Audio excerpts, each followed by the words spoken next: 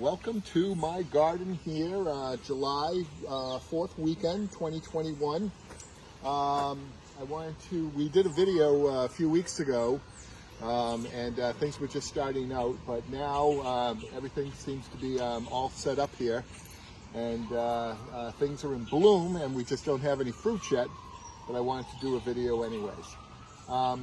I mentioned in the last video I separated the zucchini and the yellow squash, and I'm really glad that I did, because I just really like the texture that these plants have versus the texture here of these leaves, and then of course the watermelon over here. So it's really exciting, in my opinion, to see the different textures of these plants, and now that they're separated, you can really see what's going on.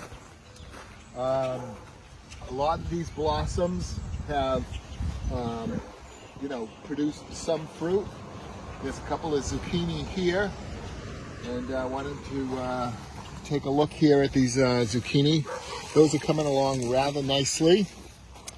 The summer squash looking really good. Things are just starting to bloom here, and a lot of different babies. These is called Zephyr squash. And so you get yellow and green tip. It's a summer squash. It's a really neat looking variety. And so I'm really glad that those are coming along nicely. Roma tomatoes. These are my paste tomatoes here. Things are setting up nicely. Those are the oval shape, good for tomato paste. This one looks really great here. So I have 2, 4, 6, 8. I got a plant over there. I have 9 of these Roma tomatoes, and they're going to set up really nice for paste. Peppers are coming along nice. These are the little cherry peppers. It's about a 200 heat index on these. These are the ones that I'll can with prosciutto and cheese, olive oil, and some diced up garlic. Put them in a mason jar, and have these when I tailgate at the Patriots games. Cucumbers are doing great here. Really excited to see the cucumber doing so well this year. And what do we have here? My Italian flat beans have been wiped out by the rabbits. So I guess they have to eat also, right? But things don't look good for the string beans. But hey, it is what it is. Let's take a look over here. I have my herbs. I have some beautiful rosemary, oregano. I just love to smell them. They smell just absolutely wonderful. And I have nice flat parsley. The basil looks beautiful. This is the real nice mint, peppermint there. So that's coming along nice. Those are going to be good for the mojitos this summer. And so here's the garlic. So let's take a look here. I'll take you down to the elephant garlic. This is as in my last video, this is the spicy red Russian or Italian or Eastern European type of a garlic. And so they're not quite large enough yet. I'm sure they're still green here. A lot of the leaves haven't died off yet. I'm going to be entering these in the county fair. And oh well, heck, why don't we take a look at each one of these? So here we go. I planted these around Thanksgiving last year. This one doesn't seem to want to give away. But, well, there you go.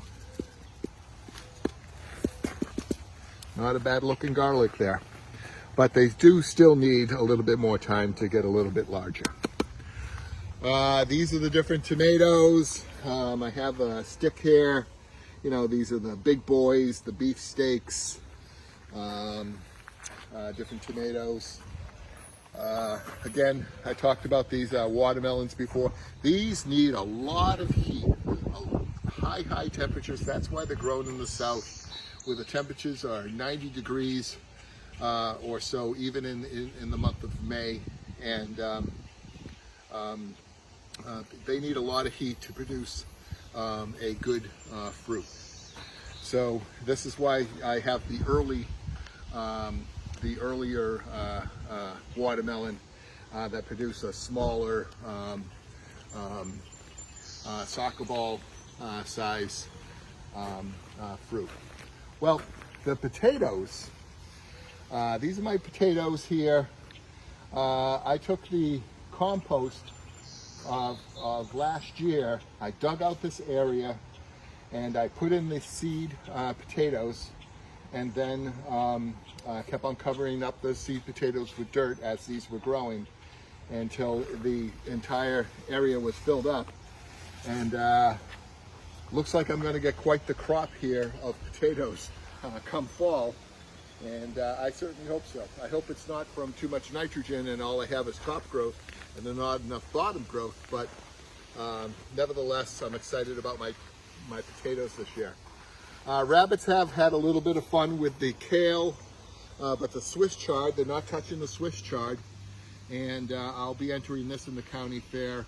Last video I showed you, I had the nice red, yellow, striped peppermint Swiss chard, and I'm really excited to get this. You take this, just like spinach, you saute it in olive oil, garlic, salt, pepper, and it's just a wonderful, wonderful, I don't know, vegetable to eat with roasted chicken or pork, anything like that. It's just whatever you would use for spinach with your meal, substitute it with Swiss chard.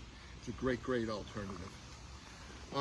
Well, here we are with the elephant garlic, and I really want to see how these are doing. These are ready to be harvested, but I'm holding off as long as I can because I want to enter some of these in the county fair. And but you know, let's see how we're doing here. Well, there you go. You can't beat that, huh? Nice elephant garlic, so these are doing really well. Now pick up a couple more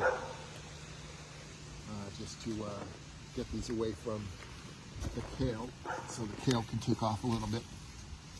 Yeah. Can't beat that, huh? Nice big clove elephant garlic. And these little nodes here, these will reseed in the fall and start a new garlic plant. Generally, you would use this seed to plant in the fall time, but those work just as well. Those take 2 years to produce a bulb like this, where this one bulb only takes a year to produce this size bulb here. So that's about it. I just wanted to bring you through my garden here real quick. It's been several weeks since we I last did a video, and so I thought on this 4th of July 2021 I would bring you through my garden. And thanks for watching. I hope you enjoyed, and until next time, I'll show you what some of the stuff looks like when it's all ripe. Okay, well, thanks again, and happy 4th of July.